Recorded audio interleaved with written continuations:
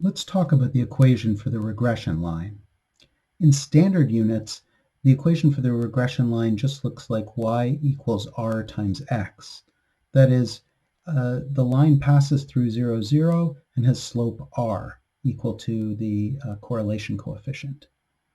In original units, the line passes through the mean of x and the mean of y, and it's got slope equal to r times the standard deviation of y divided by the standard deviation of x.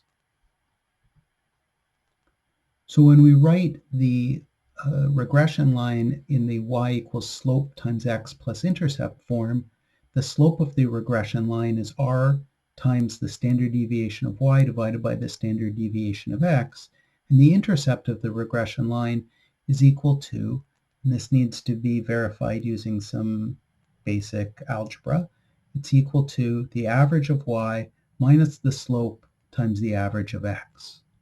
Let's see this in action in a demonstration. Here's the Day34 demonstrations file, and we've got an example of computing the regression line. To compute the regression line, we use these four functions. We've got a function that converts an array to standard units.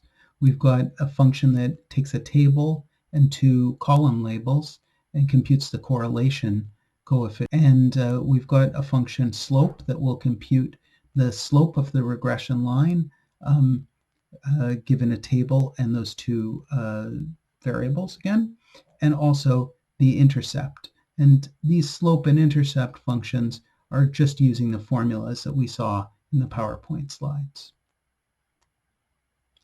Here's also a function that computes the fitted values, that is the array of predicted values for a table of observations T and column labels X and Y.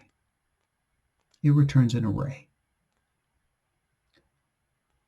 Okay, once again, we'll use Galton's heights data as an example.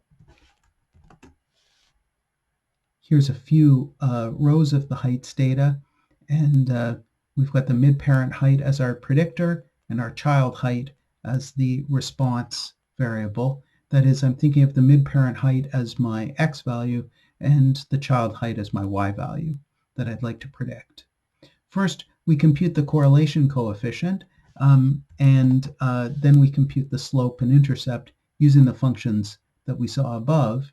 And here you can see the correlation coefficient is about 0.32, and the slope from the formula is about 0.64, and the intercept is about 22.64. So if you give me mid-parent height, the estimate that I would have is the slope, 0.64, times the mid-parent height, plus 22.64, and that would be measured in inches, and that would be my prediction for the height of the child. Here's a scatter plot that plots the heights data. It also plots our predicted heights for all these values, and notice that now our predicted heights are a straight line because we're using linear regression as opposed to nearest neighbors fitting.